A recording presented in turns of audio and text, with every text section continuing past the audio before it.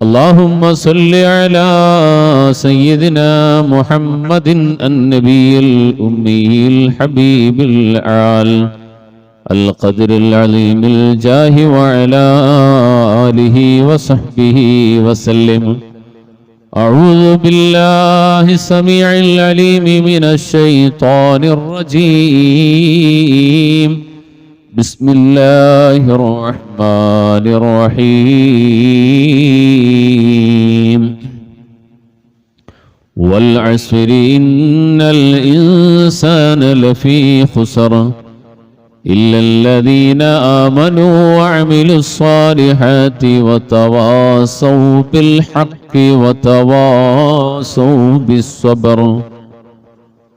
فقال نبينا وحبيبنا محمد صلى الله عليه وسلم: اغتنم خمسا قبل خمس، شبابك قبل هرمك، وصحتك قبل سقمك، وغناك قبل فقرك، وفراغك قبل شغلك، وحياتك قبل موتك.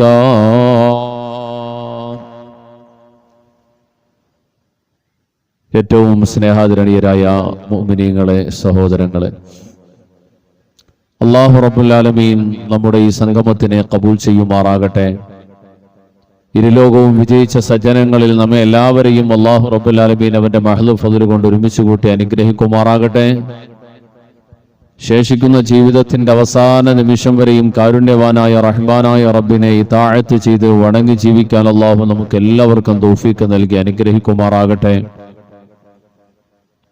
ശാരീരികമായി മാനസികമായി വിവിധങ്ങളായ രോഗങ്ങളും അസ്വസ്ഥതകളും ഒക്കെ ബാധിച്ച് ഏറെ വിഷമത്തിൽ കഴിയുന്ന നമ്മുടെ വേണ്ടപ്പെട്ട എല്ലാവർക്കും അല്ലാഹു ശിഫ കൊടുക്കട്ടെ, സമാധാനം കൊടുക്കട്ടെ. ആരോഗ്യപരമായ ആന്തരികവും ബാഹ്യവുമായും നാം അനുഭവിക്കുന്ന എന്തെല്ലാം വിഷമതകളും അസ്വസ്ഥതകളും ഉണ്ടോ അതിനൊക്കെ പരിപൂർണമായ ശിഫയും ആഫിയത്തും റാഹത്തും അല്ലാഹു നൽകി അനുഗ്രഹിക്കുമാറാകട്ടെ. നമ്മളോടൊപ്പം ഇവിടെ എത്തിച്ചേർന്നവരിൽ ഉൾപ്പെടെ വിവിധങ്ങളായ രോഗങ്ങളുടെ ശാന്തിക്ക് വേണ്ടി ദുആ വസിയത്ത് ചെയ്തിട്ടുള്ള ശിഷ്യ നമ്മളോടൊപ്പം ഇരിക്കുന്ന ഒരു സഹോദരൻ അടുത്ത ദിവസത്തിൽ ബ്ലഡ് ക്യാൻസർ 2ാമത്തെ സ്റ്റേജ് കഴിഞ്ഞുവെന്ന് സ്ഥിരീകരിച്ചതിൻ്റെ വിഷമത്തിലും തളർച്ചയിലുമാണുള്ളത്. ആ സഹോദരന്റെ മനസ്സിന് അല്ലാഹു സമാധാനം കൊടുക്കട്ടെ, ശിഫ കൊടുക്കട്ടെ. മനസ്സുകളെയും ശരീരങ്ങളെയും നിയന്ത്രിക്കുന്ന ഉടയ തമ്പുരാൻ പരിപൂർണമായ ആഫിയത്തിലേക്ക് ആ സഹോദരനെയും എത്തിക്കുമാറാകട്ടെ. അതുപോലെ എല്ലാ വെള്ളിയാഴ്ചകളിലും നമ്മുടെ മുമ്പിൽ പള്ളിയിൽ ഏറ്റവും ആദ്യം വന്നെത്തി ജുമഅയ്ക്ക് വേണ്ടി പ്രത്യേകമായ ഒരുക്കങ്ങളും നമസ്കാരത്തിലും ഒക്കെയായി കഴിഞ്ഞിരുന്ന സഹോദരൻ സിദ്ദീഖ് സാഹിബിനും അല്ലാഹു ശിഫ കൊടുക്കട്ടെ. നമ്മുടെ വേണ്ടപ്പെട്ടവരായി പടച്ചറപ്പിലേക്ക് യാത്രയായ കുടുംബാദികൾ മുഴുവൻ ആളുകളെയും ഖബറിടങ്ങളെ അല്ലാഹു സ്വർഗീയ ആരാമങ്ങളിൽ ഉൾപ്പെടുത്തട്ടെ. ജന്നാത്തുൽ ഫിർദൗസിന്റെ അഹ്ലുകാരിൽ അവരെയും നമ്മയും എല്ലാവരെയും ഹബീബുനാ റസൂലുള്ളാഹി തങ്ങളോടൊപ്പം അല്ലാഹു ഒരുമിച്ച് കൂട്ടി അനുഗ്രഹിക്കുമാറാകട്ടെ. ആമീൻ ആമീൻ ആമീൻ യാ റബ്ബൽ. പ്രിയപ്പെട്ട മുഅ്മിനീങ്ങളെ, സഹോദരങ്ങളെ, നശ്വരമായ ഈ ലോക ജീവിതത്തോട് വിട പറഞ്ഞ് അനന്തമായ യഥാർത്ഥ പരലോക ജീവിതത്തിലേക്ക് പ്രവേശിക്കുന്ന ഒരു മനുഷ്യന്റെ ഓരോ ചുവട്ടടികളും ഓരോ രംഗങ്ങളെയും സ്മരിപ്പിക്കുന്ന ഐഹിക ലോകത്തെ ആരാധനാകർമ്മങ്ങളിൽ ശ്രദ്ധേയമായ ഹജ്ജ് എന്ന പുണ്യകർമ്മവും അതിനായി ഒരുക്കിയ ഒരുക്കങ്ങളും അവസാനിച്ച സമയത്തിലാണ് നമ്മളുള്ളത്. ഹജ്ജിന്റെ മാസം ദുൽഹിജ്ജ മാസം അവസാനിക്കുമ്പോൾ ഹജ്ജ് മാത്രമല്ല നമുക്ക് മുമ്പിൽ അവസാനിക്കുന്നത്. ഈ പ്രകൃതിയിലെയും പ്രപഞ്ചത്തിലെയും സർവമാന ജീവജാലങ്ങൾക്കും ഉടയ തമ്പുരാൻ അനുവദിച്ചു നൽകിയ ആയുസ് എന്ന ഈ ദുനിയാവിലെ അവരുടെ ജീവിതത്തിന് വേണ്ടി നിജപ്പെടുത്തപ്പെട്ടിരുന്ന സമയപരിധി കൂടി ഒരു വർഷം അവസാനിക്കുകയാണ്. ജീവലോകത്തിന് നൽകപ്പെട്ടിട്ടുള്ള ആയുസിന്റെ ഒരു ആണ്ടുകൂടെ നഷ്ടപ്പെട്ടുകൊണ്ടാണ് ഒരു വർഷം അവസാനിക്കുക. വിശുദ്ധ ഇസ്ലാം പഠിപ്പിച്ച കാലഗണനയിലെ ഒരു വർഷത്തിലെ ഏറ്റവും അവസാനത്തെ മാസമാണ് ദുൽഹിജ്ജ മാസം. നിലവിൽ നാം നിലകൊള്ളുന്നത് ഹിജറാബ്ദം 1447 ഇൻഷാ അല്ലാഹ് ഏതാനും ദിവസങ്ങൾ കഴിഞ്ഞ് അടുത്ത 16-ാം തീയതി, അതായത് ഈ മാസം 4 ദിവസം കൂടി കഴിഞ്ഞുള്ള 16-ാം തീയതി ചന്ദ്രമാസപ്പിറവി ദൃശ്യമാവുകയാണെങ്കിൽ അടുത്ത ദിവസം നാം ഹിജറാബ്ദം 1448 പ്രവേശിക്കും. ഒരു പുതിയ വർഷത്തിന് തുടക്കമാവുകയാണ്. വെടിക്കെട്ടുകളോ കരഘോഷങ്ങളോ ഒന്നുമില്ലാതെ ഉള്ളു പിടഞ്ഞും മനംനൊന്തും ഒരുപാട് ചിന്തിച്ച് ആലോചിച്ച് ഉടയതമ്പുരാനിലേക്ക് പടച്ചറബിലേക്ക് മടങ്ങേണ്ട ഓർമ്മപ്പെടുത്തലിന്റെ പുതുവർഷം. സ്വയം വിചാരണയ്ക്ക് വിധേയമായിക്കൊണ്ട് നമ്മുടെ ജീവിതത്തിൽ ഇന്നേ വരെ നേടിയതും നേടാൻ കഴിയാതെ പോയതുമായ ഓരോന്നിനെയും ഓർമ്മിച്ച് അയവിറക്കിക്കൊണ്ട് ഒരു പുതുജീവിതത്തിന് വേണ്ടിയിട്ടുള്ള പദ്ധതികളും പ്ലാനുകളും ഒരുക്കേണ്ട ഓർമ്മപ്പെടുത്തലിന്റെ ദിവസം. ഈ കഴിഞ്ഞു ബലിപെരുന്നാൾ. ആ ബലിപെരുന്നാളിന്റെ 3-ാമത്തെ ദിവസം അഥവാ ദുൽഹജ്ജ 13, അന്ന് എന്റെ ജന്മദിനമായിരുന്നു. വേണ്ടപ്പെട്ടവരും സ്നേഹിതരും പലരും സന്തോഷങ്ങളും ആശംസകളും ഒക്കെ അറിയിച്ചു. നല്ല ഭാവിക്ക് വേണ്ടി പ്രാർത്ഥിച്ചു. എല്ലാവരും സന്തോഷിക്കുമ്പോഴും ആഘോഷിക്കുമ്പോഴും എന്നെ സംബന്ധിച്ചിടത്തോളം പ്രത്യേകിച്ച് ഒരു സന്തോഷവുമില്ല, പ്രത്യേകിച്ച് ആനന്ദിക്കാനൊന്നുമില്ല. എന്തുകൊണ്ടെന്നാൽ ആനന്ദിക്കാൻ എന്തിരിക്കുന്നു, ഒരു വയസ്സുകൂടെ കഴിയുന്നു എന്നതാണ്, ഒരു പുതിയ വയസ്സിലേക്ക് എത്തുന്നു എന്നതല്ല. ബർത്ത്ഡേ പലർക്കും സന്തോഷമാണ്. സത്യത്തിൽ ബർത്ത്ഡേ എന്തുകൊണ്ട് ഇസ്ലാം ഒരു ആഘോഷത്തിനും സന്തോഷത്തിനുമുള്ള ദിവസമായി കണക്കാക്കിയില്ല എന്ന് ചോദിച്ചാൽ അതിൽ ആഘോഷവും സന്തോഷവുമല്ല, ദുഃഖവും ചിന്തയുമാണ് ഉണ്ടാകേണ്ടത്.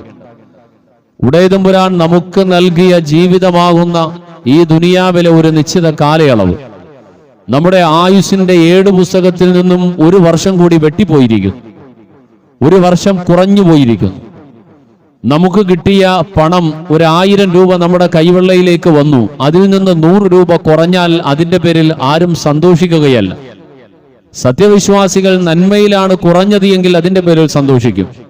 ദുനിയാവ് മാത്രം കണ്ട് ജീവിക്കുന്ന മനുഷ്യൻ അവന്റെ കൈവെള്ളയിലെത്തിയ പണത്തിൽ ഒരല്പം കുറവ് സംഭവിച്ചാൽ അവനതിൽ ദുഃഖമാണ്, നഷ്ടബോധമാണ് അതിൽ അവൻ ചിന്തിക്കുന്നത്.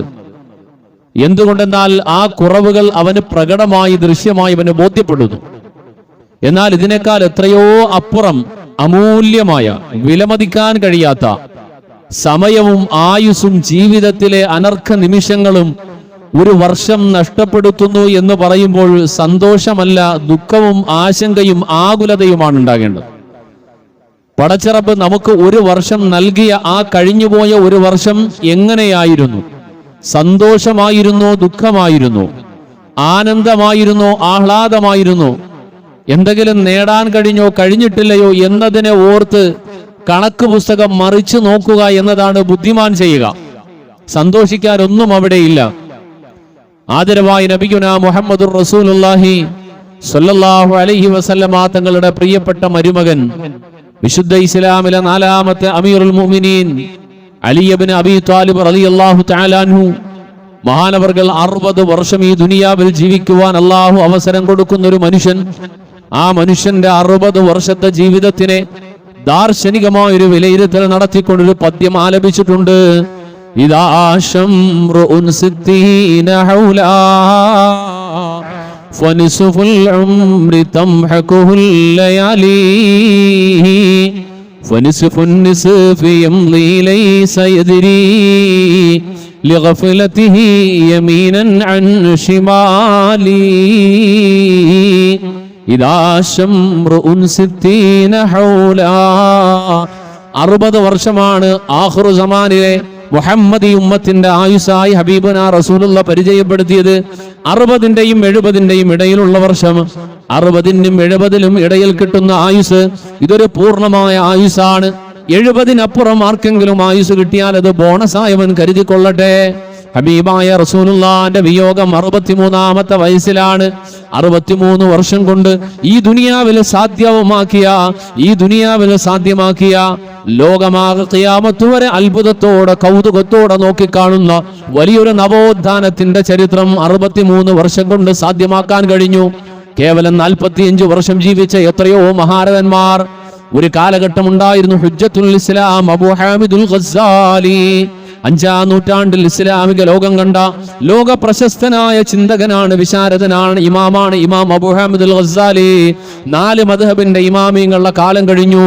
പിന്നെ നൂറ്റാണ്ടുകൾക്ക് ശേഷം പിറവിയെടുത്ത ഇമാം അബൂ ഹാമിദ് അൽ ഗസ്സാലി ഒരു മദ്ഹബിന്റെ ഇമാമിനെ പിന്തുടർന്നവരായിരുന്നെങ്കിലും ആ മഹാനവറുകളെ കുറിച്ച് ഇസ്ലാമിക ലോകം വിശ്വസിക്കുന്നു. സ്വന്തമായൊരു മദ്ഹബ് വിശ്വസിച്ച്, സ്വന്തമായൊരു മദ്ഹബ് രൂപീകരിച്ച് അതിലൂടെ ഇബാദത്ത് ചെയ്ത് ജീവിക്കാനും മാത്രം അറിവുള്ള മനുഷ്യനായിരുന്നു. ആ മനുഷ്യന് ജീവിച്ചത് കേവലം 50 വർഷത്തിനുള്ളിലുള്ള ആയുസാണ് ജീവിച്ചത്. ഇമാം അബൂ ഹാമിദ് അൽ ഗസ്സാലി എഴുതി തീർത്ത ഗ്രന്ഥങ്ങൾ ഒരു പുരുഷായുസ് മുഴുവൻ ഇരുന്നാൽ പോലും വായിച്ചു തീർക്കാൻ കഴിയാത്തത്ര ആയുസിൽ ബറക്കത്ത് നൽകപ്പെട്ടുവെന്ന് പറഞ്ഞാൽ അള്ളാഹു ഒരു മനുഷ്യന് നൽകുന്ന ഏറ്റവും വലിയ സൗഭാഗ്യം അവന് നൽകപ്പെടുന്ന ആയുസും സമയവും പൂർണ്ണമായി അർത്ഥവത്താക്കാൻ കഴിയുക എന്നതാണ്. മഹാനായ ഇമാമുന ശാഫിഈ ലക്ഷോപലക്ഷം കോടാനുകോടി വരുന്ന വിശ്വാസികൾ അനുധാവനം ചെയ്യുന്ന ഒരു ഇമാമാണ് ഇമാമുന ശാഫിഈ, ഇമാം അബൂ ഹാമിദുൽ ഗസ്സാലി, അതുപോലെ ഇമാം അബൂ ഹനീഫത്തുൽ കൂഫി തുടങ്ങി മഹാരഥന്മാരായ മുൻഗാമികളുടെ ചരിത്രം പരതിയാൽ ഒരുപാട് വർഷം ജീവിച്ചിരുന്നവരല്ല. അവരെഴുതിയ ഗ്രന്ഥങ്ങൾ, അതും എഴുതിയ കാലം കമ്പ്യൂട്ടർ യുഗമല്ല, മൊബൈലിന്റെ സൗകര്യമില്ല, സംസാരിച്ചാൽ ടൈപ്പ് ചെയ്യപ്പെടുന്ന സാങ്കേതിക വിദ്യയില്ല.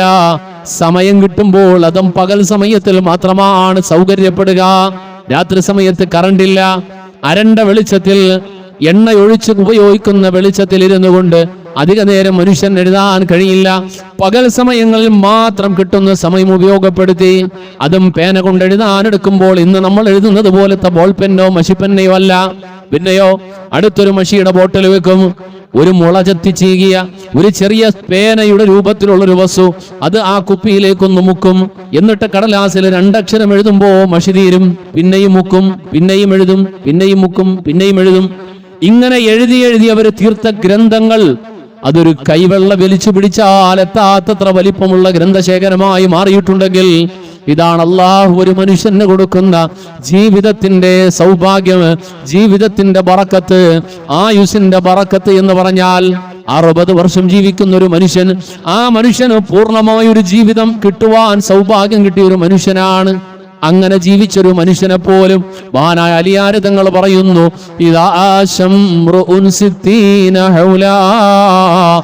60 വർഷം ജീവിക്കാൻ അവസരം കിട്ടിയ മനുഷ്യ, നീ അക്കൂട്ടത്തിൽ പെട്ടവനാണെങ്കിൽ നീ ഒന്ന് ചിന്തിച്ചു നോക്കിയിട്ടുണ്ടോ? 60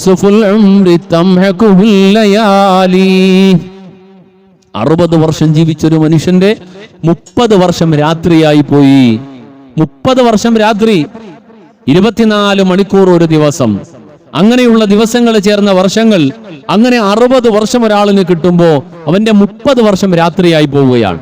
രാത്രി ഒരുപാട് തിരക്കുകൾ മറ്റു കാര്യങ്ങളിലാണ്, പകല് വേറെ രാത്രി വേറെ.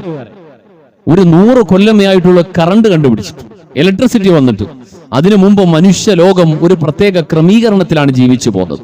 സൂര്യൻ അസ്തമിച്ചു കഴിഞ്ഞാൽ വേഗം ഉറക്കത്തിലേക്ക് നീങ്ങാനുള്ള ഒരുക്കങ്ങളാണ്. രാക്കഥ പറഞ്ഞിരിക്കാൻ സമയമില്ല, രാത്രികാലങ്ങളിൽ സഞ്ചാരമില്ല, വെളിച്ചവും സൗകര്യവും ഇല്ലാത്തത് കൊണ്ട് അതിവേഗം ഉറക്കത്തിലേക്കാണ് പോവുക. ആധുനിക കാലം ഇന്നത്തെ കാലമാണ് രാത്രി പകലും പകൽ രാത്രിയുമായി മാറിയത്.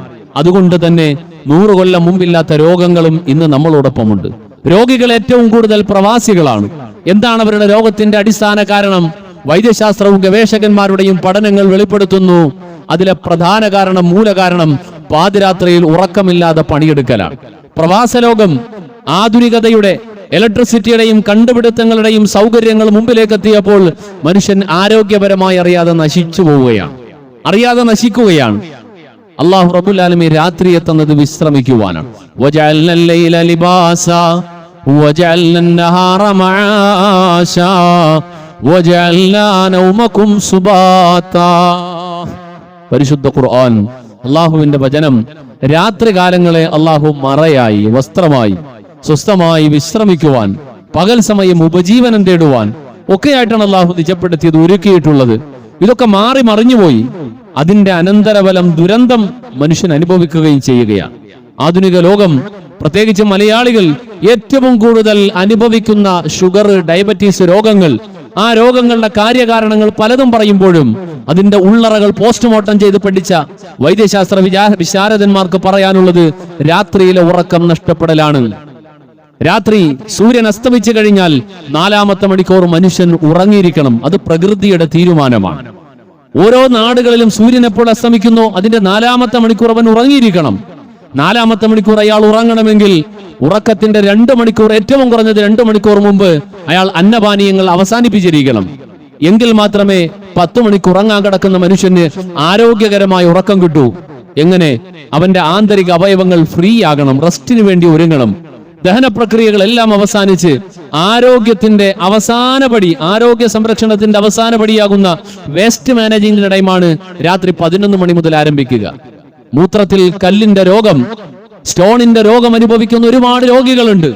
അവരോട് പലരും പറഞ്ഞു കൊടുക്കുന്നത് തക്കാളി കഴിക്കുന്നത് കൊണ്ടാണ്, അല്ലെങ്കിൽ മത്തിയും കണവയും കഴിക്കുന്നത് കൊണ്ടാണ്. എന്റെ ഒരു സംശയം, അങ്ങനെയാണെങ്കിൽ മത്തിയും കണവയും മുരിങ്ങയിലയും മനുഷ്യൻ കഴിക്കാൻ തുടങ്ങിയത് ഈ 100 കൊല്ലത്തിന് ഇപ്പുറമാണോ? എന്റെ ഉപ്പാക്ക് ഓപ്പറേഷൻ ചെയ്യുമ്പോൾ ഉള്ളിൽ നിന്ന് പുറത്തെടുത്ത കല്ല് 34 സെന്റി ഉണ്ടായിരുന്നു. ഒരു ചെറിയ മൊബൈലിന്റെ പകുതി ഉണ്ടായിരുന്നു. അത്രയും വലിപ്പമുള്ള കല്ല് കാലാന്തരത്തിൽ എക്കാലവും മനുഷ്യനുണ്ടായ കാലം മുതൽ തക്കാളിയും പരിപ്പും ഒക്കെ കഴിക്കുമ്പോൾ ഉണ്ടാകുന്ന കല്ലാണ് എങ്കിൽ മനുഷ്യൻ ഇത് കഴിക്കാൻ തുടങ്ങിയ കാലം മുതൽ ഉണ്ടാകണ്ടേ? എന്തുകൊണ്ട് ഈ 100 കൊല്ലത്തിന് ഇപ്പുറം മാത്രം? ഇത് മനുഷ്യൻ കഴിക്കുന്ന ഭക്ഷണത്തിലൂടെയാണ് ഉണ്ടാകുന്നതെങ്കിൽ ഇത് മനുഷ്യനുണ്ടായ കാലം, ഇത് കഴിക്കാൻ തുടങ്ങിയ കാലം മുതൽ ഉണ്ടാവണ്ടേ? എന്തുകൊണ്ടുണ്ടാകുന്നില്ല? മുട്ട് മാറ്റിവെക്കലെന്ന് വ്യാപകമാണ്. മാറ്റിവെക്കാൻ വേണ്ടിയിട്ട് വിധിക്കപ്പെടുമ്പോ പറയപ്പെടുന്നത് തേയ്മാനം എന്നാണ്. പലപ്പോഴും ഞാൻ ചോദിച്ചിട്ടുണ്ട്, ചിന്തിച്ചിട്ടുണ്ട്, ജീവനോടെ ഇരിക്കുമ്പോൾ തേഞ്ഞു പോകുന്ന മുട്ട് അത്രമാത്രം ബലഹീനമാണ് അവയവമെങ്കിൽ പള്ളിക്കാട്ടിൽ ഖബർസ്ഥാനിൽ ഖബർ കുടിക്കുന്ന ആളുകളോട് ചോദിച്ചാൽ അറിയാം. പുതിയ ഖബറിന് വേണ്ടി ഖബറെടുക്കുമ്പോൾ വർഷങ്ങൾക്ക് മുമ്പ് മരിച്ചുപോയ മനുഷ്യരുടെ അസ്ഥികൂടങ്ങൾ പലപ്പോഴും മണ്ണിനടയിൽ നിന്ന് മാന്തിയെടുക്കും. ജീവനുള്ളപ്പോൾ തേഞ്ഞു പോകുന്ന ഈ അസ്ഥികൂടങ്ങൾ മണ്ണിലേക്ക് വെക്കുമ്പോൾ അതിവേഗം തേഞ്ഞു പോണ്ടേ? അങ്ങനെ അത്രമാത്രം അതിവേഗം തേഞ്ഞു പോകുന്നതാണെങ്കിൽ എന്തുകൊണ്ട് മണ്ണിലേക്ക് വെച്ചിട്ട് പോകുന്നില്ല? ഇതൊക്കെ മനുഷ്യന്റെ ജീവിത രീതികളിൽ, ക്രമീകരണങ്ങളിൽ വന്ന മാറ്റം കൊണ്ട് മനുഷ്യന്റെ ജീവിതത്തിലും ആരോഗ്യത്തിലും ശരീരത്തിലും ഉണ്ടാകുന്ന ഗൂഢമായ അപകടകരമായ വ്യതിയാനങ്ങളിലൂടെ സംഭവിക്കുന്നതാണ്. രാത്രി 11 മണിയേക്കാൾ വൈകി ഉറങ്ങുന്ന മനുഷ്യരെടുത്തോ അവർക്കാണ് മൂത്രത്തിൽ കല്ലിന്റെ രോഗം ഉണ്ടാവുക. എന്തുകൊണ്ട്? ഗാൾ ബ്ലാഡർ എന്ന് പറയുന്ന മനുഷ്യന്റെ ശരീരത്തിലെ പ്രധാനപ്പെട്ട ഒരു അവയവം, അതിനുശേഷമുള്ള പല വസ്തുക്കളും ദഹിപ്പിക്കുന്നതിനും അതിന്റെ അവസാന നടപടിക്രമങ്ങൾ ചെയ്യുന്നതിനു വേണ്ടി ആവശ്യമായ ചില ദ്രവങ്ങൾ ഉൽപ്പാദിപ്പിക്കുന്ന സമയം, അത് ഉൽപ്പാദിപ്പിക്കണമെങ്കിൽ അതിന് 2 മണിക്കൂർ മുമ്പ് അതിന് വേണ്ട സൗകര്യം ഒരുക്കി കൊടുക്കാൻ വേറെ ഒരു അവയവം ഒരുങ്ങിയിരിക്കണം. അതിന് 2 മണിക്കൂർ മുമ്പ് മറ്റൊരു അവയവം ഒരുങ്ങിയിരിക്കണം. ഒരു ഓർഗൻ ക്ലോക്ക് ഉണ്ട് മനുഷ്യന്റെ ജീവിതത്തിൽ. നമ്മുടെ ശരീരത്തിലെ ഓരോ അവയവങ്ങൾക്കും ഈ പ്രകൃതിയുടെ, പ്രപഞ്ചത്തിന്റെ, സൂര്യന്റെ ഉദയത്തിന്റെ അസ്തമാനത്തിന്റെ സമയ ക്രമീകരണത്തിനനുസരിച്ച് ഉണരുകയും വിശ്രമിക്കുകയും ചെയ്യുവാൻ ആഗ്രഹിക്കുന്ന ഒരു ക്രമീകരണമുണ്ട്. ആ ക്രമീകരണത്തിലാണ് മനുഷ്യനും ജീവിക്കേണ്ടത്. അങ്ങനെ ജീവിക്കുകയാണ് മനുഷ്യൻ. 60 വർഷം ജീവിക്കുന്ന മനുഷ്യന്റെ 30 വർഷം രാത്രിയിലായിട്ട് തീർന്നു പോവുക. എന്തൊക്കെയോ ചെയ്ത് എങ്ങനെയൊക്കെ പോവുകയാണ്. ആ 30 വർഷം കഴിഞ്ഞ് ഈ 30 വർഷത്തിനെ രണ്ടാക്കുകയാണ്.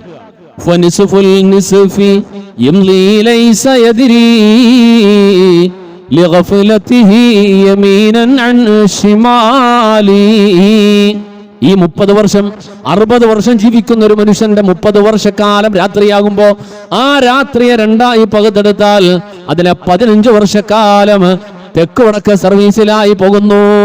സന്ധ്യ മയങ്ങിക്കഴിഞ്ഞാൽ മഗ്‌രിബിന് വേണ്ടി നിയത്ത് ചെയ്ത് പള്ളിയിലേക്ക് വരുന്നവരുണ്ട്. വീട്ടിൽ ജോലി കഴിഞ്ഞെത്തിയാൽ കുളിച്ചൊരുങ്ങിയിട്ട് പറമ്പിലേക്കും സമൂഹത്തിലേക്കും കവലയിലേക്കും ഇറങ്ങുന്നവരുണ്ട്. അവര് 10 മണിക്ക് 11 മണിക്ക് 12 മണിക്ക് വീട്ടിലേക്ക് മടങ്ങി ചെല്ലുമ്പോ ഏറ്റവും വിലപ്പെട്ട 6 മണിക്കൂർ സമയം എവിടെയോ എങ്ങനെയോ നഷ്ടപ്പെടുത്തിയിട്ടാ വരിക. ഒരു വിശ്വാസിക്ക് ഒരു ദിവസം കിട്ടുന്ന സമയത്തിൽ ഏറ്റവും ശ്രേഷ്ഠമായ പുണ്യമായ ഇബാദത്തുകളും പ്രാർത്ഥനകളും സ്വീകരിക്കപ്പെടുന്ന സമയം ഒന്ന് അവ്വലു സുബ്ഹിയുടെ സമയമാ. അല്ലാഹുമ്മ ബാരിക് ലി ഉമ്മത്തി ഫീ ബുകൂരിഹാ. ഉസ്താദ്, ഏത് ദിവസമാണ് കുറ്റിയടിക്കാൻ പറ്റിയ ദിവസം, എന്നാണ് കല്ലിടാൻ പറ്റിയ ദിവസം ചോദിക്കാറുണ്ട് പലരും. അതിന്റെ ആൻസർ എന്താണെന്നറിയോ? അത് ഓൺ ഡിപ്പെൻഡിങ്, അവനെ ഡിപ്പെൻഡ് ചെയ്തിട്ടാണത്. അത് തങ്ങൾ പറഞ്ഞു കൊടുക്കുന്ന ദിവസത്തിലല്ല. എന്നെ സംബന്ധിച്ചിടത്തോളം എന്റെ ദിവസം ഹൈറാവുന്നത് എങ്ങനെയാണെന്നറിയോ? ഒരു തങ്ങളും പറയുന്നതിന്റെ അടിസ്ഥാനത്തിലല്ല. എന്റെ ദിവസം ഹൈറാവുന്നത് ഇന്നത്തെ ദിവസം എനിക്ക് അവ്വൽ സുബഹിക്ക് തഹജ്ജുദിന്റെ സമയത്ത് പരമാവധി എഴുന്നേൽക്കാൻ കഴിഞ്ഞിട്ടുണ്ടോ, ആ സമയത്തെ ഒരുങ്ങാൻ കഴിഞ്ഞിട്ടുണ്ടോ? എല്ലാ മതസ്ഥരും ബ്രഹ്മ മുഹൂർത്തത്തിൽ എഴുന്നേറ്റ് ആ സമയത്തെ ശുദ്ധവായു ശ്വസിച്ച് ആരോഗ്യത്തിന്റെ ഏറ്റവും ആദ്യത്തെ ഒന്നാമത്തെ പടി ആദ്യമേ തുടങ്ങാൻ കഴിഞ്ഞ് ആ സമയത്തിൽ അവ്വൽ സുബഹിക്ക് പള്ളിയിലെത്തി നമസ്കാരം നിർവഹിച്ച് പടച്ചറപ്പിന്റെ മുമ്പിൽ അല്പനേരം സമയം ചിലവഴിച്ച് കുറച്ചു നേരം അധികം കൂടി ഇരിക്കാൻ കഴിയുമെങ്കിൽ ഇരുന്ന് സൂര്യൻ ഉദിച്ചൊരു 20 മിനിറ്റ് സമയം കഴിഞ്ഞാൽ സൗകര്യപ്രദമായി 2 റക്അത്ത് നമസ്കരിച്ച് പടച്ചറബേ ഈ ദിവസം അസ്ബഹ്ന അലാ ഫിത്രത്തിൽ ഇസ്ലാം, ഇന്നത്തെ ദിവസവും ഇസ്ലാമിക പ്രകൃതത്തിലായി എന്നെ ഉണർത്തിയ റബ്ബേ, നിന്റെ നാമത്തിലായി ഈ ദിവസത്തെ ജീവിതവും നീ ക്രമീകരിച്ചു തരണേ അല്ലാഹ് ദുആ ചെയ്ത് എന്നിട്ട് അവന്റെ ദുനിയാവിന്റെ ആവശ്യത്തിലേക്ക് ഒരാൾ ഇറങ്ങട്ടെ, അവൻ അത്ഭുതപ്പെടുത്തുന്ന ബറക്കത്തിലായിരിക്കും ആ ദിവസം എന്ന് നബിയുനാ റസൂലുള്ളാഹി. ഹബീബായ റസൂലുള്ളാഹി ഒരു വിശ്വാസിക്ക് ഒരു ദിവസത്തെ 24 മണിക്കൂറിൽ നീ ബറക്കത്ത് ചെയ്യണേ എന്ന് നബിയുനാ റസൂലുള്ളാഹി ദുആ ചെയ്ത സമയം അവ്വൽ സുബഹിയുടെ സമയമാണ്. ഈ സുബഹിന്റെ സമയം നഷ്ടപ്പെട്ടു പോയ മനുഷ്യന് ആര് ദുആ ചെയ്താലും ആര് വന്നാലും ശരി അന്നവന് ബർക്കത്ത് കേടാ. അവൻ കുറ്റിയടിച്ചാലും കല്ലിട്ടാലും കല്യാണം നടത്തിയാലും ഏത് കാര്യം ചെയ്താലും അവന്റെ ബറക്കത്ത് കേട് തുടങ്ങുന്നത് അന്നത്തെ സുബഹി പോയതിന്റെ അടിസ്ഥാനത്തിലാ, ഇല്ലാതെ ശകുനവും രാഹുകാലവും നോക്കിയിട്ടല്ല. കാലം നോക്കിയിട്ട് കാര്യം ചെയ്യുന്ന ആളുകളുണ്ട്. സത്യത്തിൽ ഈ കാലം നോക്കി കാര്യം ചെയ്യുന്ന ആളുകൾ അതിനെക്കുറിച്ച് നന്നായി ഒന്ന് പഠിച്ചാൽ എന്തെങ്കിലുമൊക്കെ അടിസ്ഥാനം പറഞ്ഞതായിട്ട് അതുപോലും ആധികാരികമായി ഇന്ന ദിവസം കുഴപ്പമാണെന്നൊന്നുമില്ല. പിന്നെയോ ചരിത്രത്തിൽ കണ്ടേക്കുന്ന ആദം നബി അലൈഹി സ്വലാത്തു വസ്സലാമിന്റെ കാലം മുതൽ ആഖിർ സമാൻ വരെ, അല്ലെങ്കിൽ നമ്മുടെ കാലം കഴിഞ്ഞുപോയ കാലം വരെ കണ്ടേക്കുന്ന മഹാദുരന്തങ്ങൾ ഭൂമിയിലേക്ക് ഇറക്കപ്പെട്ടത്, കഴിഞ്ഞുപോയ പല അംബിയാ മുർസലുകളുടെയും ജനതകൾക്ക് അവർ ധിക്കാരികളായപ്പോൾ അവരെ നശിപ്പിക്കാൻ വേണ്ടിയിട്ടുള്ള ആപത്തുകൾ ഇറങ്ങിയത്, ഈ ദിവസങ്ങളിൽ അധിക ദിവസവും കണക്കെടുക്കുമ്പോൾ അത് ചേർന്ന് വരുന്നത് സഫർ മാസത്തിന്റെ അവസാനത്തെ ബുധനാഴ്ച ദിവസത്തിൽ ആയി കാണുന്നു. ഇങ്ങനെ ഒരു അനുമാനം മാത്രം. ആ ദിവസത്തിന് കുഴപ്പമുണ്ടെന്ന് നബിയുനാ റസൂലുള്ളാഹി തങ്ങൾ ലാ സഫറ, നിങ്ങൾ അങ്ങനെ ശകുനം വിശ്വസിക്കണ്ട എന്നാ പറഞ്ഞ്. ലാ തീറത്ത വലാ ഹാമത്ത വലാ സഫർ, പക്ഷി നോക്കലും അതുപോലെ കാലം നോക്കലും ജോത്സ്യന്റെ അടുക്കൽ പോവലും സഫർ മാസത്തിനെ കുറ്റം പറയലും ഇതൊക്കെ ജഹാലത്തിന്റെ കാലത്തിലുള്ളതാ. നിങ്ങൾ ഇങ്ങനെ കുറ്റം പറയാൻ പോണ്ട. കാലമെല്ലാം നല്ലതാണ്, എല്ലാ ദിവസവും നല്ലതാണ്. കാലവും ദിവസവും സമയവും നന്നാവുന്നത് അവനവന്റെ പ്രഭാതവും പ്രദോഷവും അനുസരിച്ചിട്ടാണ്. ഓരോരുത്തരും രാവിലെ എപ്പോൾ എഴുന്നേൽക്കുന്നു, രാവിലെ എഴുന്നേറ്റ് എന്തൊക്കെ ചെയ്യുന്നു, ആ ദിവസം എങ്ങനെ കടന്നു പോകുന്നു. സഹോദരിമാരെ സംബന്ധിച്ചിടത്തോളം ഒരു കുടുംബ ജീവിതത്തിൽ ഏറ്റവും അധികം വിഷമകരമായ പ്രതിസന്ധികൾ, പൈശാചിക ഉപദ്രവങ്ങൾ ഏറ്റവും അനുഭവിക്കേണ്ടി വരുന്നത് പലപ്പോഴും സഹോദരിമാരാണ്. അവരിലാണ് പല സ്വഭാവ വ്യതിയാനങ്ങളും കുടുംബ കലഹത്തിന്റെ പല വാതിലുകളും തുറക്കുന്നവരിൽ നിന്നുമാണ്. അതിന്റെ സമയം ഒന്ന് നിരീക്ഷിച്ചാൽ നമുക്ക് മനസ്സിലാവും. എപ്പോഴാണെന്നറിയോ? അവരുടെ പീരീഡ്സിന്റെ സമയത്തിലാണ്, മാസമുറയുടെ സമയത്തിലാണ്. അവർ മനസ്സിലാക്കിയ ചില കാര്യമുണ്ട്. മാസമുറയുടെ സമയമായി കഴിഞ്ഞാൽ പിന്നെ ഒന്നുമേ ഓതാൻ പാടില്ല, എല്ലാം അടച്ചു വെച്ചേക്കണമെന്ന് അവർ വിശ്വസിച്ചേക്കണേ. അങ്ങനെയല്ല, എല്ലാം അടച്ചു വെക്കാനല്ല. ഓരോ ദിവസവും വലിയ ശുദ്ധിക്കാരനാണെങ്കിൽ പോലും അവനോട് ചില കാര്യങ്ങൾ പ്രാർത്ഥനകളായി പഠിപ്പിച്ചു. ചില പ്രാർത്ഥനകൾ മുടങ്ങാതെ രാവിലെയും വൈകുന്നേരവും പതിവാക്കണം. ആ പ്രാർത്ഥനകൾ അത് ഏത് സാഹചര്യം എന്നതല്ല, അവന്റെ നിത്യജീവിതത്തിൽ അവന്റെ ശരീരത്തിന്റെ മനസ്സിന്റെ ജീവിതത്തിന്റെ പ്രൊട്ടക്ഷന് വേണ്ടി നബിയുനാ റസൂലുള്ളാഹി തങ്ങൾ പഠിപ്പിച്ചതാണ്. അവിടെ കാലവും സമയവും സാഹചര്യവും നോക്കലല്ല, അത് കൃത്യമായി അത് മുടങ്ങാതെ കൊണ്ടു നടക്കണം. നിങ്ങൾ വിറുത് എന്നൊക്കെ പറയാം, ഔറാദ് എന്നൊക്കെ പറയാം. അതാണ് രാവിലെയും വൈകുന്നേരമൊക്കെ നിശ്ചിത സമയം നിങ്ങൾ അതിനുവേണ്ടി ചെലവഴിക്കണമെന്ന് പറഞ്ഞത്. ഖേദകരം, സഹോദരിമാരെ സംബന്ധിച്ചിടത്തോളം ഇതെല്ലാം അവരങ്ങ് ഉപേക്ഷിക്കും. എന്നിട്ടോ ഒരു കാര്യം കൂടി അവർ ചെയ്യും. സുബഹി എന്തായിരുന്നാലും നിസ്കരിക്കണ്ടല്ലോ, വലിയ ശുദ്ധിയിലാണല്ലോ, അതുകൊണ്ട് എഴുന്നേറ്റില്ലെങ്കിലും കുഴപ്പമില്ല, അവരങ്ങനെ കിടന്നങ്ങ് ഉറങ്ങും. ഉറങ്ങിയിട്ട് എല്ലാവരും പള്ളിയിലൊക്കെ പോയി നിസ്കരിച്ച് എല്ലാവരും തിരിച്ചു വരുമ്പോ പിന്നെ വീട്ടുകാര് ഭർത്താവും ആൺമക്കളും പോയിട്ട് വിളിച്ചുണർത്തുമ്പോഴായിരിക്കും ഇവർ എഴുന്നേക്കുക. കാരണം അവരെ നിസ്കരിക്കണ്ടല്ലോ എന്നതാണ്. നിസ്കരിക്കണ്ടല്ലോ എന്ന് പറഞ്ഞാൽ നിസ്കാരം മാത്രമേ ഇല്ലാതെയുള്ളൂ, ബാക്കി കാര്യങ്ങൾ ഒഴിവാക്കാം എന്നതല്ല. അവരും എഴുന്നേക്കണം രാവിലെ. നോമ്പുകാരനായി ഇരിക്കുമ്പോൾ മാസമുറക്കാരിയായ സ്ത്രീ നോമ്പുകാർക്കിടയിൽ പരസ്യമായി കഴിക്കാൻ പാടില്ല. ഇതുപോലെ തന്നെയാണ് എല്ലാവരും ഒരു വീട്ടിൽ എങ്ങനെയാണ് ഇസ്ലാമിക ജീവിതം നയിക്കേണ്ടത്, അതുപോലെ തന്നെ സഹോദരിമാരുമാകണം. നന്നായി ഒന്ന് പഠിച്ചു കഴിഞ്ഞാൽ നമുക്ക് മനസ്സിലാകും. പല വീടുകളിലും പല സഹോദരിമാർക്കും ഉണ്ടായ ശൈത്താനിയത്തിന്റെ ഉപദ്രവങ്ങൾ, ബുദ്ധിമുട്ടുകളെ കുറിച്ച് പഠിച്ചാൽ അത് തുടങ്ങിയത് ഏതോ ഒരു പീരീഡ് സമയത്തായിരിക്കും. അപ്പോഴാ പിശാചി വന്നിട്ട് കൂടുക. പിശാചി ഇങ്ങനെ നോക്കിയടക്കുക, എവിടെയാണ് ബലഹീനമായ ശരീരങ്ങളുള്ളത്, എവിടെയാണ് ബലഹീനതയുള്ള മനുഷ്യരുള്ളത്, മനസ്സുള്ളത്, എവിടെയാണ് ആരാധനകൾ, ഇബാദത്തുകൾ, ഇതില്ലാതെ മാറി നിൽക്കുന്നത് എവിടെയാണ്.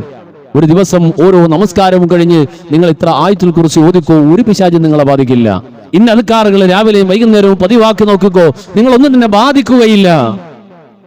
ഇങ്ങനെ ഏറ്റവും ശ്രേഷ്ഠത പറഞ്ഞ, ഫളല് പറഞ്ഞ, സ്വീകാര്യത പറഞ്ഞ സമയം ഒരു മുസ്ലിമിന്റെ, ഒരു മനുഷ്യന്റെ പ്രഭാതം.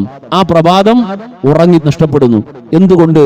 പാതിരാത്രി വൈകുവോളം ജോലി എന്ന് പറഞ്ഞിട്ടോ, അല്ലെങ്കിൽ ജോലി ഇല്ലാതെയാണെങ്കിലും ഇല്ലാത്ത ജോലി ഉണ്ടാക്കിക്കൊണ്ടോ മൊബൈൽ കുത്തിയിട്ടൊക്കെ ഇങ്ങനെ സമയം കളഞ്ഞ് അവസാനം ശരാശരി ഉറങ്ങുന്ന സമയം 1 മണിയാണ്. മലയാളക്കര ഇന്ന് ശരാശരി ഉറങ്ങുന്നത് 1 മണിക്കാണ്. സാധാരണ ഒരു മനുഷ്യന്, ഒരു മീഡിയം ലെവൽ ആരോഗ്യമുള്ള മനുഷ്യന് വൈദ്യശാസ്ത്രവും ലോകവും അംഗീകരിക്കുന്നു, അവൻ 6 മണിക്കൂർ ഏറ്റവും കുറഞ്ഞത് ഉറക്കം വേണം. 6 to 8 ആരോഗ്യം സംരക്ഷിക്കപ്പെടണമെങ്കിൽ 6 to 8 ഉറക്കം കിട്ടണമെന്നാണ്. 7 മണിക്കൂർ ആവറേജ് നല്ല ഉറക്കമാണ്. 6 മണിക്കൂറുകൾ കുറഞ്ഞാൽ അതിൻ്റെതായ ബുദ്ധിമുട്ട് അടുത്ത ദിവസം പ്രഭാതം മുതൽ പ്രദോഷം വരെയും അവന്റെ ജീവിതത്തിൽ അത് ഉണ്ടാക്കിക്കൊണ്ടിരിക്കും. അവന്റെ ആരോഗ്യത്തിന് പ്രതിഫലിച്ചുകൊണ്ടേയിരിക്കും. അപ്പൊ 6 മണിക്കൂർ ഉറക്കം കിട്ടണം. 1 മണിക്ക് ഉറങ്ങാൻ കിടക്കുന്ന മനുഷ്യൻ ശരാശരി ഉറങ്ങാൻ കിടക്കുന്ന 1 മണിക്കാണ്. 1 മണിക്ക് ഉറങ്ങാൻ കിടക്കുന്ന മനുഷ്യനെ സംബന്ധിച്ചിടത്തോളം ഇവൻ 6 മണിക്കൂർ ഉറക്കം സുബഹി നിസ്കരിക്കണമെന്ന് വെച്ചാൽ 6 മണിക്കൂർ ഉറക്കം കിട്ടൂല. ഇപ്പൊ 4:45 ബാങ്കാണ്. 4:45 ബാങ്ക് വിളിക്കുകയാണെങ്കിൽ എഴുന്നേൽക്കണമെങ്കിൽ 4:45 മണിക്കൂർ ഉറക്കമേ കിട്ടിയിട്ടുള്ളൂ. ഈ 4:45 മണിക്കൂർ ഉറക്കം കിട്ടിയ മനുഷ്യൻ അവൻ സുബഹിക്ക് എഴുന്നേറ്റാൽ നല്ല ക്ഷീണമായിരിക്കും. നിസ്കാരം കഴിഞ്ഞിട്ട് അപ്പോഴേ കിടക്കും. ഈ നിസ്കാരം കഴിഞ്ഞിട്ട് അപ്പോഴേ കിടക്കൽ അതും ഒരു ബർക്കത്ത് കേടാണ്. കാരണം സുബഹിന്റെ ഉണ്മ പ്രഭാതത്തിൽ ബ്രഹ്മമുഹൂർത്തത്തിൽ തഹജ്ജുദിന്റെ സമയം മുതൽ സൂര്യൻ ഉദിച്ചുയരുന്ന സമയം വരെയാണ് ബർക്കത്തിന്റെ സമയം. ആ സമയം അത്രയും ഇബാദത്തിലായി നബിയുനാ റസൂലുള്ളാഹി തങ്ങളും സഹാബത്തും മദീനത്തെ പള്ളിയിലേക്ക് സുബഹിനെത്തി കഴിഞ്ഞാൽ സൂര്യൻ ഉദിക്കുവോളം സമയം പള്ളിയിൽ തന്നെ കഴിയുമായിരുന്നു. അത് കഴിഞ്ഞിട്ടാണ് അവരുടെ അന്നത്തെ ദിവസത്തിന്റെ ദിവസാവശ്യങ്ങൾക്ക് വേണ്ടി പുറത്തു പോവുക. അതേവരെയും ബറക്കത്തിന് വേണ്ടി ചോദിച്ചു കൊണ്ടിരിക്കുന്നു. അല്ലാഹുമ്മ ബാരിക് ലി ഉമ്മത്തി ഫീ ബുകൂരിഹാ, എന്റെ ഉമ്മത്തിന് നീ പ്രഭാതങ്ങളിൽ ബറക്കത്ത് ചെയ്യണേ അല്ലാ. പ്രഭാതം ബറക്കത്ത് കൊണ്ടുവരുന്ന സമയമാണ്. ഇത് കഴിഞ്ഞാൽ പിന്നെ ബറക്കത്തിന്റെ സമയം, ദുആ സ്വീകരിക്കപ്പെടുന്ന സമയം. രാവിലെ നേരം പുലർന്നു ഉണർന്നു, വൈകുന്നേരം അവസാനിക്കുന്നു. അവസാനിച്ച് പിന്നെ ഉറക്കത്തിലേക്ക് പോവുക. ആ ദിവസം അവസാനിക്കുകയാണ്. ഈ ഉറക്കത്തിന്റെ മുമ്പ് അന്ന് ചെയ്ത കാര്യങ്ങളെ മുഴുവനും ഒന്ന് അളന്ന് തൂക്കി, പടച്ചവനെ നിന്റെ മുമ്പിലേക്ക് ഞാൻ വെക്കുകയാണ് റബ്ബേ. ഒരുപാട് വീഴ്ചകൾ സംഭവിച്ചിട്ടുണ്ട്. സുബഹി മുതൽ ഇതുവരെ അറിയാതെ ഒരുപാട് തെറ്റുകൾ സംസാരിച്ചു, പലതും പറഞ്ഞുപോയി, പലതും ചെയ്തു പോയി. നീ പുറത്തു തരണേ റബ്ബേ, മാപ്പാക്കണേ അല്ലാ എന്ന് പറഞ്ഞ് റഹ്മാനായ റബ്ബിന്റെ മുമ്പിൽ എല്ലാ പാപഭാരവും ഇറക്കി വെച്ച് പശ്ചാത്തപിച്ച് ചോദിക്കാനുള്ളതൊക്കെ ചോദിച്ച് ദുആയിലും ദിക്റിലുമായി കഴിയേണ്ട സമയമായി പഠിപ്പിക്കപ്പെട്ടു ബൈനൽ മഗ്രിബ് വൽ ഇശാ. മഗ്രിബിന്റെയും ഇശാഇന്റെയും ഇടയിലുള്ള സമയം, മഗ്രിബിന്റെയും ഇശാഇന്റെയും ഇടയിലുള്ള സമയം ഒരു വിശ്വാസിയുടെ ഒരു ദിവസത്തിന്റെ പര്യവസാനം സ്വീകരിക്കപ്പെടുന്നതിന്റെ പ്രധാനപ്പെട്ട സ്വീകാര്യതയുടെ കവാടങ്ങൾ തുറന്നിട്ടുകൊണ്ട് യാ ബാഗിയൽ ഖൈർ, ഖൈർ ആഗ്രഹിക്കുന്നവരെ എന്ന് അല്ലാഹുവിന്റെ വാനലോകം റഹ്മത്തിന്റെ മലക്കുകൾ വിളിച്ചു ചോദിക്കുന്ന സമയമാണ് ബൈനൽ മഗ്രിബ്, മഗ്രിബിന്റെ ഇശാഇന്റെ ഇടയിലുള്ള സമയം.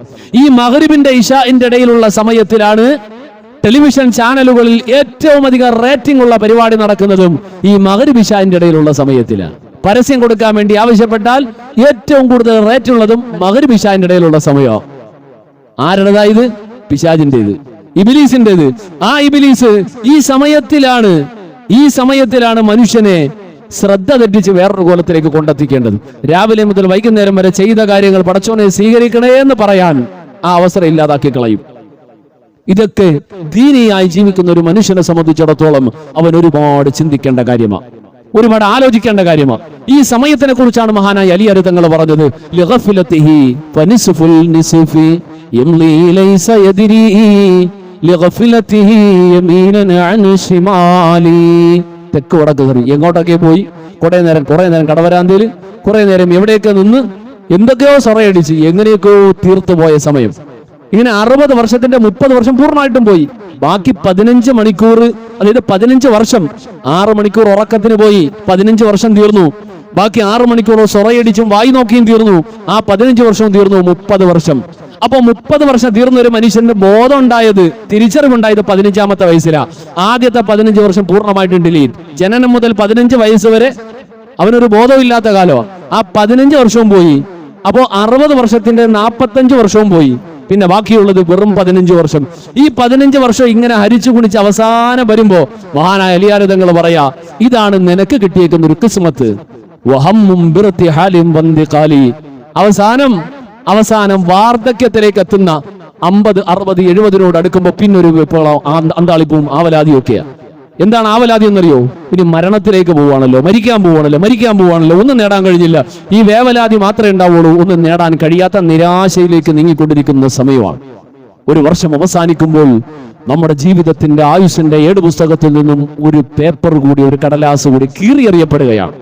പടച്ചറബിന്റെ മുമ്പിൽ വിചാരണയ്ക്ക് വിധേയമാക്കപ്പെടുന്ന ഭയാനകമായ ആ ലോകത്ത് ചെന്ന് നിൽക്കേണ്ട നമ്മെ സംബന്ധിച്ചിടത്തോളം നമ്മുടെ ജീവിതത്തിന്റെ ഓരോ നിമിഷങ്ങളും അമൂല്യമാക്കുവാൻ പരിശ്രമിക്കട്ടെ. അല്ലാഹു റബ്ബുൽ ആലമീനിനുള്ള തൗഫീഖ് നൽകി അനുഗ്രഹിക്കുമാറാകട്ടെ. 5 മിനിറ്റ് സമയം വെച്ച് ഒരു ദിവസത്തെ നമസ്കാരത്തിന് മാത്രം പടച്ചവന്റെ മുമ്പിലേക്ക് വരുന്ന ഒരു വിശ്വാസി കേവലം 25 മിനിറ്റാണ്. അതിനുശേഷം എങ്ങാനും 2 ദിക്ർ ചെല്ലാൻ ഇരുന്നാൽ ഒരു 2 മിനിറ്റ് വെച്ച് കൂട്ടിയാൽ തന്നെ ഒരു 40 മിനിറ്റിനപ്പുറം 24 മണിക്കൂറിൽ പടച്ചവന്റെ മുമ്പിൽ നമ്മൾ സമയം ചെലവഴിക്കുന്നില്ല. ഇങ്ങനെ പോകുന്ന നമ്മുടെ ജീവിതം, ഈ ജീവിതവുമായിട്ട് നാളെ ഖബറിന്റെ ഉള്ളിലേക്ക് ചെന്നു കഴിഞ്ഞാൽ എന്താണ് അവിടെ നമുക്ക് കാണിക്കാനുള്ളത്? അള്ളാഹുവിന്റെ സഹായം ഒന്നുകൊണ്ട് മാത്രമേ രക്ഷപ്പെടൂ. അള്ളാഹു നമ്മുടെ ജീവിതങ്ങളിൽ ബറക്കത്ത് ചെയ്യട്ടെ. പടച്ചറബ് നമുക്ക് നൽകിയ സമയത്തിൽ ബറക്കത്ത് ചെയ്യട്ടെ. ആയുസ്സിലും ആരോഗ്യത്തിലും അള്ളാഹു ബറക്കത്ത് ചെയ്യുമാറാകട്ടെ.